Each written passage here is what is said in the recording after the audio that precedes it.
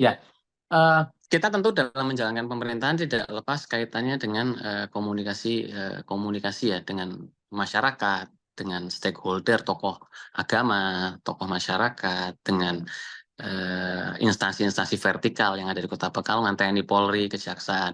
Kita melihat bahwa ke depan Kota Pekalongan ini harus semakin mandiri masyarakatnya. Sehingga memang sekarang saya berkomunikasi dengan Mas Aaf juga sebagai paslon, beliau bercita-cita membangun pelabuhan onshore di Kota Pekalongan. Yang kami berharap bahwa pelabuhan onshore ini bisa membuat Pekalongan menjadi kota yang lebih maju dan mandiri. Karena kita tahu sejarah Kota Pekalongan ini mempunyai pelabuhan yang sangat kuat dulu. Nah, dengan dibuatnya pelabuhan onshore, maka kami berharap bahwa masyarakat itu secara ekonomi bisa berkembang, membuka lapangan pekerjaan, bisa membuka akses dari daerah yang tadinya tidak berkembang menjadi daerah berkembang, karena pasti pelabuhan diletakkan di lokasi yang mungkin tidak di sentral kota kan, sehingga membentuk titik baru di Kota Pekalongan. Lalu kalau memang nanti bisa dibangun sabuk pengaman dalam bentuk ring road atau jalan lingkar, itu juga bisa membantu kita untuk menanggulangi rob untuk masa ke depan lagi ya, karena untuk sekarang insya Allah masih bisa tertangani, tapi kan untuk ke depan kita harus ancang-ancang juga, tidak bisa melihat hanya dalam 1 tahun 2 tahun gitu.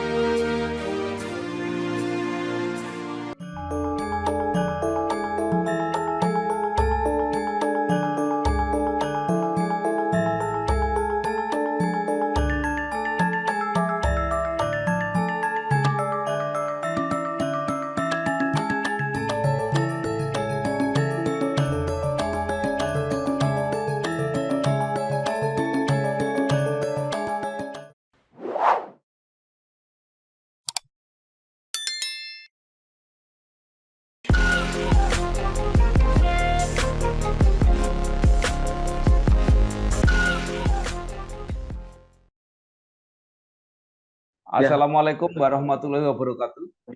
Bersama saya Bambang Sadiono di kanal Inspirasi Jawa Tengah. Mudah-mudahan kanal ini selalu bisa memberi inspirasi, motivasi, dan edukasi. Kami sedang mempersiapkan beberapa video wawancara untuk memantau pilkada serentak, baik di provinsi maupun kabupaten kota di Jawa Tengah. Saat ini saya sudah bersama dengan salah seorang tokoh Partai Golkar di Kota Pekalongan, yang juga mengajukan calon wali kota dan wakil wali kota, yaitu Bapak Muhammad Asmi Basir ST.MSI.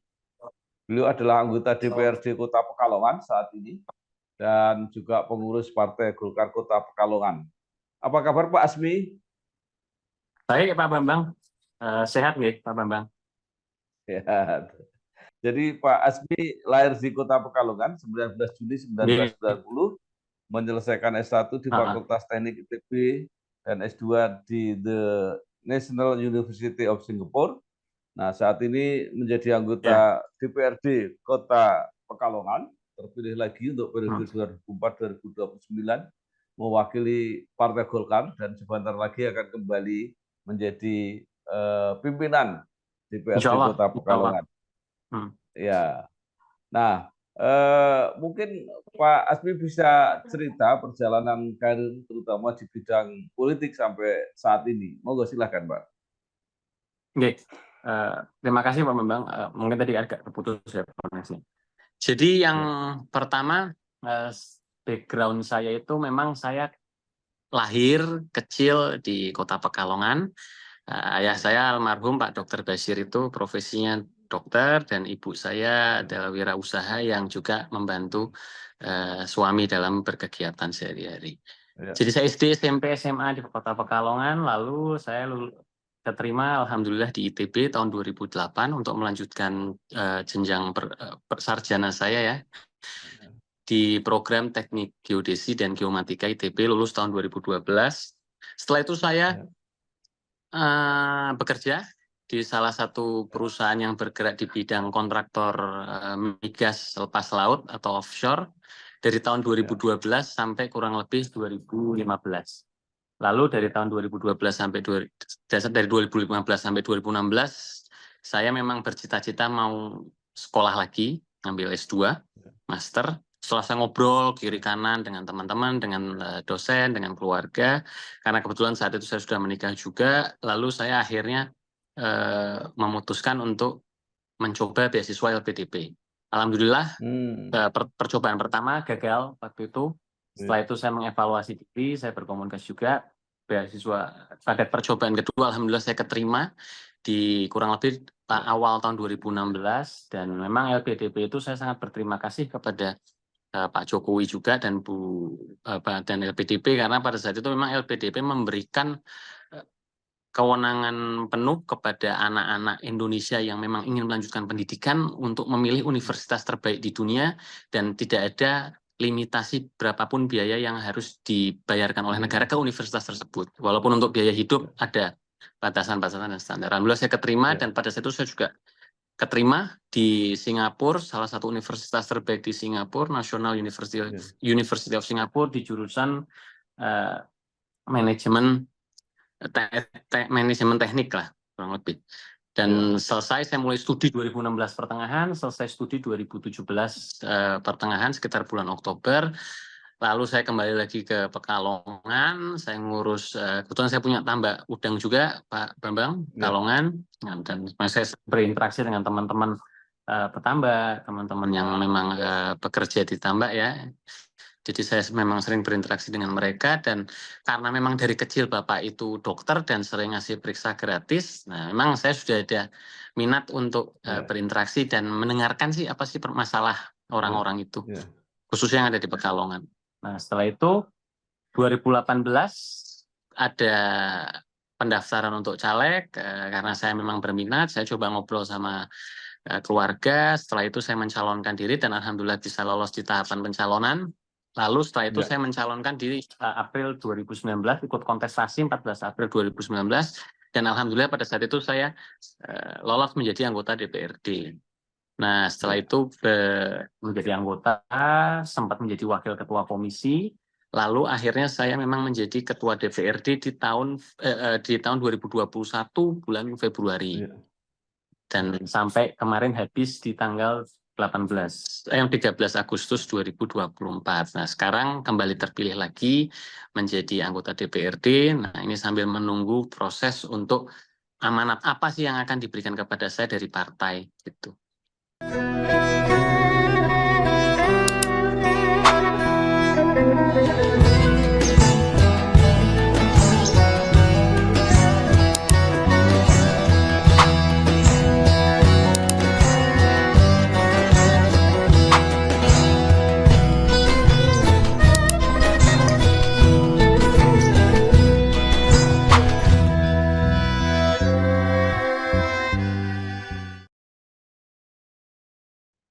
Ya, baik, luar biasa. Sekolah teknik, bisnis tambak udang, akhirnya berkarir di bidang politik. Pak Ya, betul. Asmi, ya.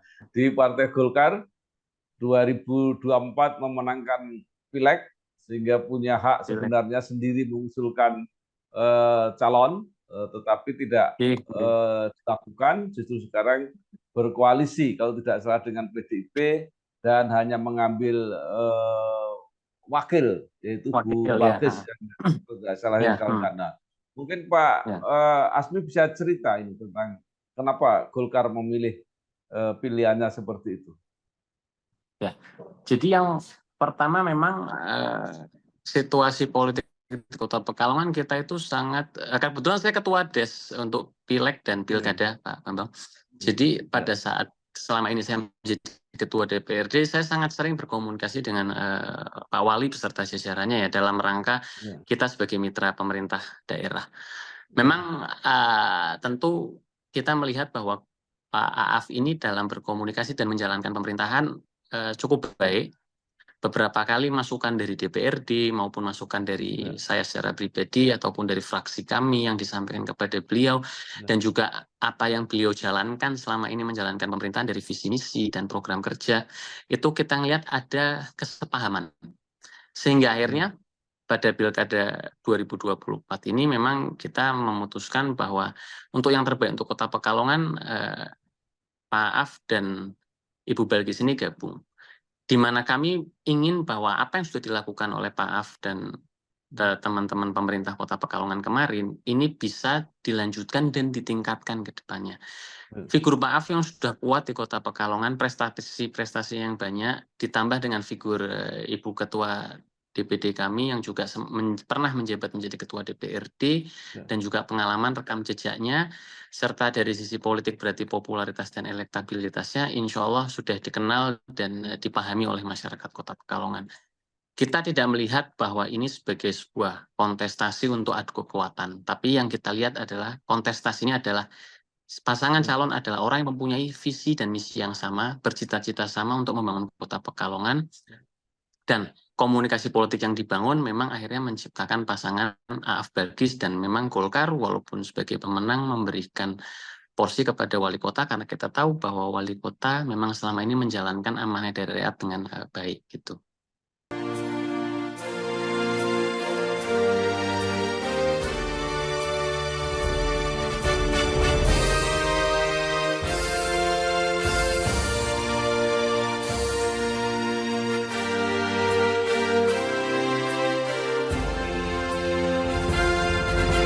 Baik, jadi karena Pak Aaf adalah petahana dan program-programnya dianggap cukup baik oleh Partai Golkar, maka Partai Golkar bersedia mendampingi dan menjadi wakil.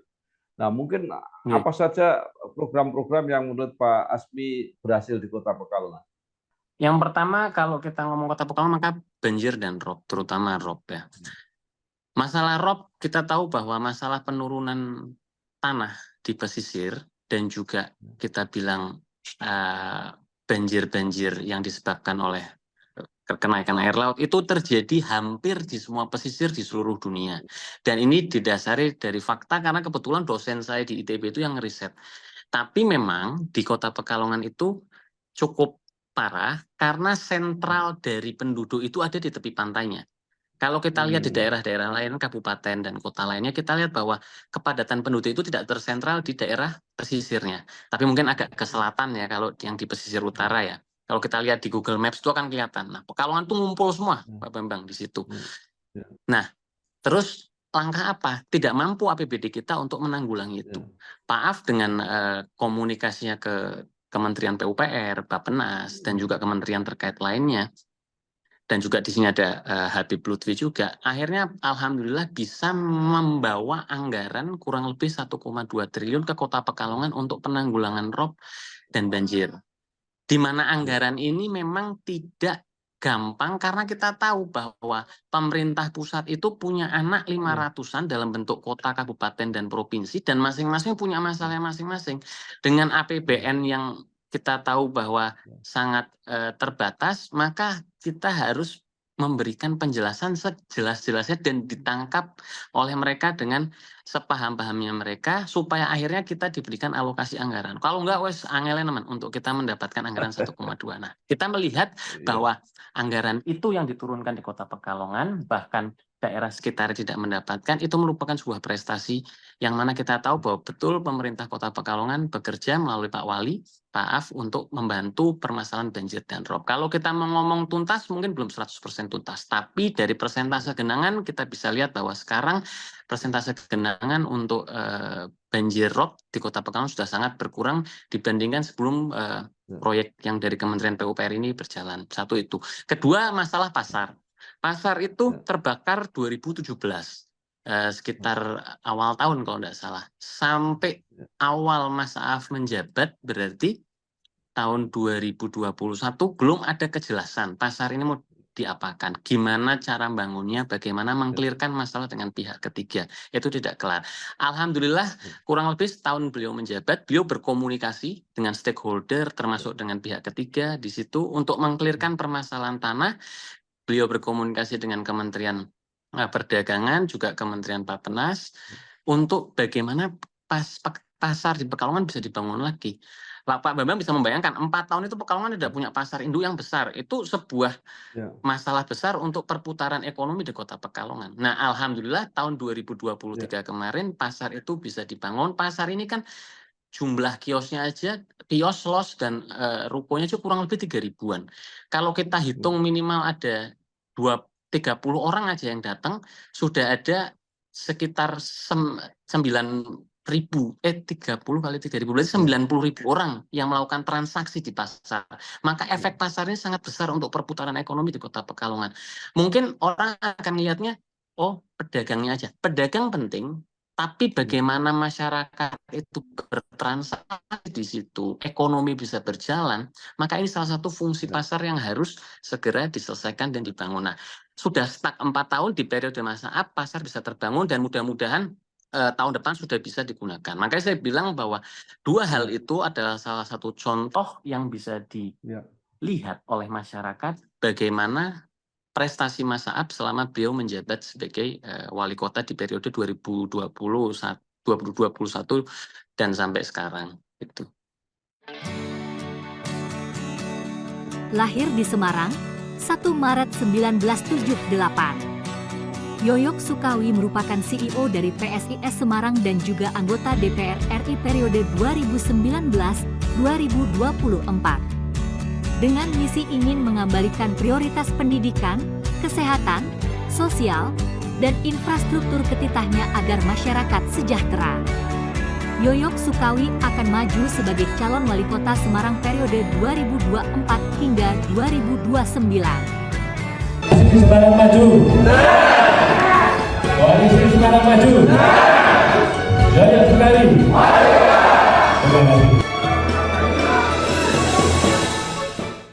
Ya, baik. Jadi menurut Partai Golkar, Pak Aap sebagai wali kota cukup berprestasi, cukup berhasil.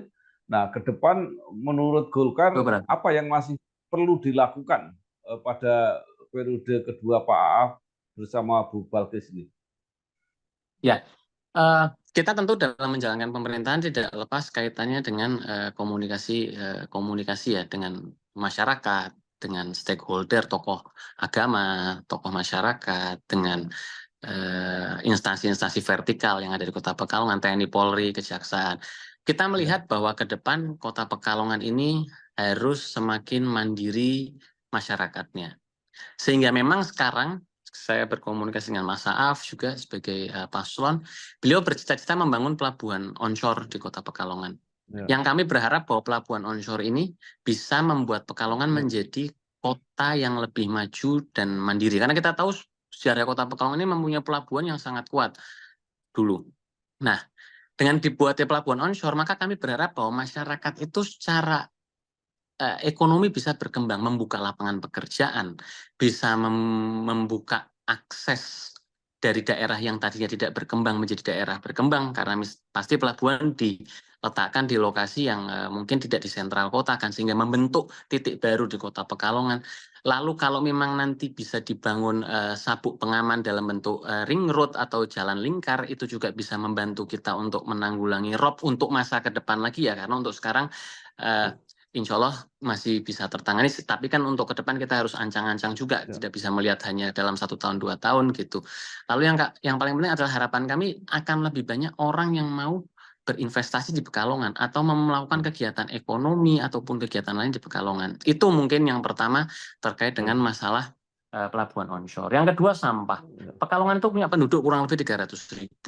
Dengan produksi sampah per orang itu, asumsi dari data itu 0,5 kilo per hari. Jadi setiap hari ada 150 ton sampah. TPA kita overload. Kita harus melakukan skema atau program yang mana tujuan akhirnya adalah mengurangi jumlah sampah di TPA. Karena tidak bisa, kalau kita tidak melakukan itu, maka mau berapapun tempatnya sampai kapanpun tidak akan pernah cukup, karena manusia sejatinya akan memproduksi sampah terus gitu. Sehingga memang ke depan yang perlu ditekankan adalah bagaimana pengelolaan sampah itu tidak sampai TPA. Dalam skala RT, RW atau mungkin lebih kecil lagi rumah tangga itu harus terselesaikan. Sampah itu mau diapakan. Sekarang 80 dari 150 ton mungkin sekitar 70-80% yang masuk ke TPA. Kita berharap ke depan yang masuk ke TPA bisa lebih kurang lagi, dioptimalkan. Kita bisa belajar dari daerah lain. Ada beberapa daerah misal Banyumas ya, pengelolaan sampahnya cukup bagus. Yang mana sampah ini nilai ekonomisnya banyak. Teman-teman saya dulu baik yang di ITB ataupun yang di Singapura melihat bahwa potensi sampah itu sangat besar. Sampah itu kalau bisa dikelola dengan baik, masyarakatnya bisa ikut sadar tentang pentingnya membuang sampah dan juga menjaga kebersihan, itu insya Allah ke depan potensi yang sangat luar biasa untuk masyarakatnya sendiri dan juga dari pemerintah untuk sisi penataan kebersihan di Kota Pekalongan. Itu mungkin.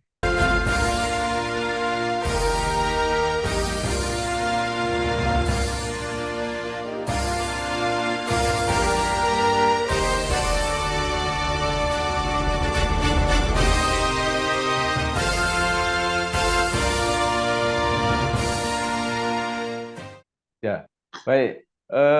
Tadi yang menarik adalah membangun pelabuhan onshore. Padahal Pekalongan ini selama Pelabuhan ini juga onshore ya. dikenal sebagai pelabuhan perikanan yang cukup terkenal. Nah, apa sebenarnya masalahnya sehingga perlu pelabuhan baru? Memang kalau kita ngelihat masalah pelabuhan itu cukup banyak ya. Dari sisi mungkin kapal-kapal itu tidak mau berlabuh lagi di sini. Terus mungkin dari sisi ada sistem yang tidak transparan sehingga mereka akhirnya tidak mau berlabuh di sini. Lalu mungkin infrastruktur yang diberikan oleh pemerintah kota ataupun pengelola lainnya tentang kapal itu sendiri. Jadi kapal itu mungkin tidak dinyamankan. Nah, ini memang menjadi catatan. Beberapa banyak hal yang memang mengakibatkan Pekalongan yang dulunya terkenal sebagai kota ikan, sentra perikanan, sekarang tidak lagi menjadi seperti itu. Semangat ini memang harus dibangun. Kita kalau ngomong masalah pelabuhan dan sebagainya ini memang sangat teknis dan sangat detail. Yang diperlukan adalah bagaimana semangat dari pemerintah untuk membangun sebuah pelabuhan yang tidak hanya menciptakan kota Pekalongan sebagai kota yang memang bisa menjadi produksi ikan juga ya, tapi kota Pekalongan bisa menciptakan sentra ekonomi baru dan nantinya tidak hanya menjadi kota transit, tapi bisa menjadi kota tujuan untuk urusan bisnis. Itu mungkin kira-kira. Ya, kalau benar-benar pasangan Aap dan Bu Balkis ini nanti terpilih, pasti akan terbentuk pemerintahan Kota Pekalongan yang kuat, yang didukung oleh partai pemenang pemilu dan sekaligus ketua DPRD-nya adalah dari Partai Golkar. Nah, kira-kira apa dengan kekuatan semacam itu, dengan nilai lebih semacam itu, apa yang akan diberikan kepada masyarakat Pekalongan? Ya, jadi saya ulang ya Pak, memang takut miss tadi agak putus. Jadi dengan Pak Afman, kalau misal dengan Ibu Balkis menang, maka Golkar itu sebagai pemenang pemilu dan juga pemenang di eksekutif ya, pilkada ya. Kira-kira gitu ya. Ya. Nah, tentu kita dalam menjalankan pemerintahan, antara pemerintah dan DPRD itu harus berjalan sinkron. Tentu ada komunikasi-komunikasi politik yang memang terkadang belum bisa disepakati antara DPRD ataupun pemerintah kota. Tapi dengan wali kota dan DPRD itu memiliki visi misi yang sejalan, maka komunikasi itu bisa lebih baik untuk dilakukan gitu. Karena tidak hanya secara visi misi untuk pilkada, tapi visi misi untuk masyarakatnya sendiri itu kita akan sejalan. Dan kita juga menyampaikan apa yang menjadi masalah-masalah dari masyarakat akan lebih enak. Gitu, karena bagaimanapun kita juga punya andil sebagai partai pemenang untuk memenangkan paslon yang ada di eksekutif, yang ada di wali kota dan wakil wali kota. Kalau misal paslonnya bukan dari kami, komunikasi tetap juga akan berjalan. Tapi kedekatannya ini kan tidak seperti kalau paslon yang kita usulkan yang menang gitu. Makanya saya juga menyampaikan kepada teman-teman relawan, teman-teman tim sukses, juga masyarakat, kenapa sih kita harus mendukung pasangan ini? Tidak hanya karena Golkar mendukung, saya menjelaskan secara rasional apa yang sudah dilakukan Mas Aap, bagaimana track record Ibu Dan bagaimana kita melihat kenapa Golkar sebagai pemenang itu mengusung Aaf dan Balkis untuk di Pilkada 2024. Tidak sekedar pokoknya tidak. Kami menjelaskan secara rasional apa yang membuat mereka pantas untuk didukung. Walaupun penilaian dan pilihan itu kembali lagi kepada mereka, tapi kita mencoba menjelaskan dengan pendekatan rasional kepada teman-teman gitu. Terus melangkah, tak akan kalah, tak kenal lelah, pantang menyerah. Satukan hati, satukan mimpi, terus melangkah, pantang menyerah.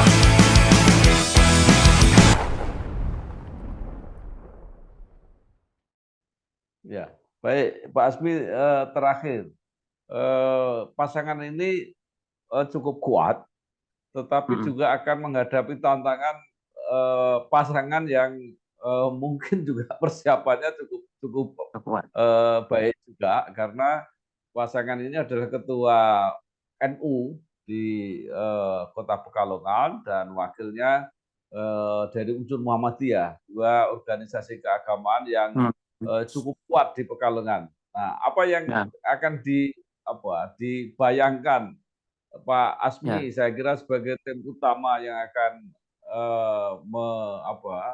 memenangkan Aaf Balkis ini? Saya kenal baik dengan Pak Haji Tarom, Pak Mustafa juga. Saya biasa makan bareng, mungkin paling tidak sebulan sekali saya selalu makan bareng sama beliau. Jadi hubungan kami dengan Pak Tarom dan Pak Mustafa sangat dekat. Artinya hubungan ini pun menandakan bahwa komunikasi kami kepada NU dan kalau Mustafa itu berada dari PAN, Muhammadiyah itu juga sangat dekat dalam kaitan secara personal kepada mereka. Secara kebijakan, saya termasuk orang yang mendorong supaya eksistensi NU sebagai salah satu organisasi keagamaan terbesar di Indonesia itu harus berjalan. Pada tahun 2022 saya mendorong supaya anggaran Hari Santri itu ditingkatkan pada saat itu melalui teman-teman yang ada di DPRD. Juga saya Ibu Balkis pada tahun 2000 pada saat beliau menjabat juga pernah mengusulkan anggaran untuk hibah masjid supaya masjid ada salah satu masjid besar di Kerapiak untuk ditambah gitu. Almarhum bapak saya dari dulu menunjukkan bahwa penting untuk kita memberikan perhatian kepada NU karena mereka sebagai organisasi Islam dan organisasi yang bergerak dan organisasi terbesar yang ada di Indonesia dan juga di Pekalongan. Beliau termasuk salah satu inisiator berdirinya Gedung Aswaja di Kota Pekalongan. Beliau yang mengepush supaya itu bisa dijalan. Artinya apa? Secara hierarki, secara kedekatan kita itu dekat dengan NU. Kita ingin bahwa NU itu ke depan semakin bisa membantu pemerintah dalam menjalankan tugas-tugasnya dari sisi dakwah dan keagamaan. Tentu kita tidak bisa menghilangkan itu. Saya secara pribadi kalau mau terima usulan, paling banyak saya terima usulan untuk mendukung bantuan hibah kepada teman-teman musola masjid yang notabene itu adalah pengurusnya adalah orang NU. Cukup banyak saya membantu itu dan juga kepada struktur NU di bawah saya sangat sering berkomunikasi dan kita menghargai perbedaan, tapi kita juga memberikan kontribusi yang besar selama itu. Untuk teman-teman Muhammadiyah juga sama. Beberapa kali saya berkomunikasi kepada teman-teman Muhammadiyah, pengurus-pengurus masjid, musola Muhammadiyah, yang mana apa yang mereka sampaikan itu insya Allah sejauh ini terakomodir bagi kami, saya dan juga paslon. Dari saya mewakili Partai Golkar gitu.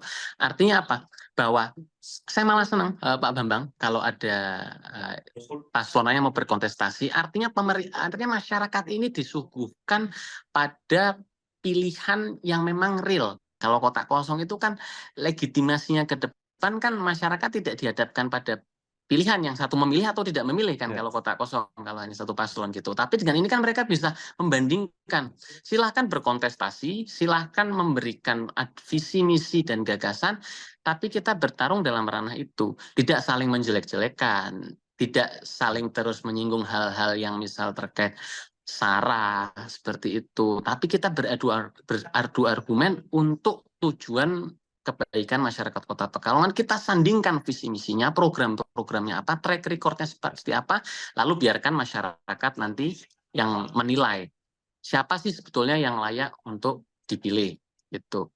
Dan kita tidak mengkotak-kotakkan kelompok-kelompok tertentu. Kita harus dekat dengan semua kelompok, semua kalangan masyarakat dalam tatanan apapun mempunyai permasalahan. Tidak mungkin kita mendiskreditkan. Misal ada kelompok tertentu yang ditinggal karena mereka kecil loh. Kita belum tentu. Kelompok yang kecil mungkin masalah lebih besar gitu. Atau misal karena kelompoknya itu besar terus kita akomodir, tidak. Kita harus melihat sisi proporsionalitas dari permasalahan itu tersebut gitu.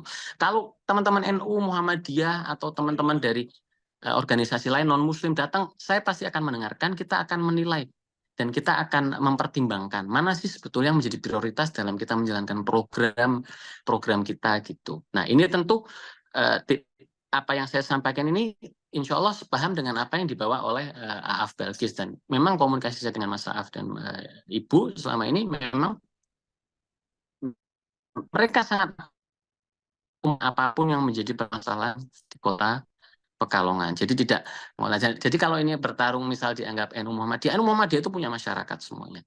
Kita semua memiliki, kita semua ingin membantu mereka karena bagaimanapun mereka adalah dua organisasi terbesar yang ada di Indonesia, organisasi keagamaan yang mereka kontribusi sangat besar untuk Indonesia ya, dan kita ingin mereka untuk semakin menjalankan tujuan organisasinya supaya ke depan masyarakat bisa lebih sejahtera, lebih aman, nyaman, dan selalu berlandaskan pada norma-norma agama.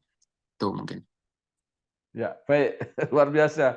Terima kasih sekali Bapak Muhammad Asmi Basir, ST MSc, pengurus Partai Golkar Kota Pekalongan, yang dalam pilkada akan mencalonkan Aaf Balkis. Mudah-mudahan kalau berhasil, pada akhirnya yang diuntungkan adalah masyarakat Kota Pekalongan. Sekali lagi terima kasih Pak Asmi, sukses, selamat berjuang. Wassalamualaikum warahmatullahi wabarakatuh.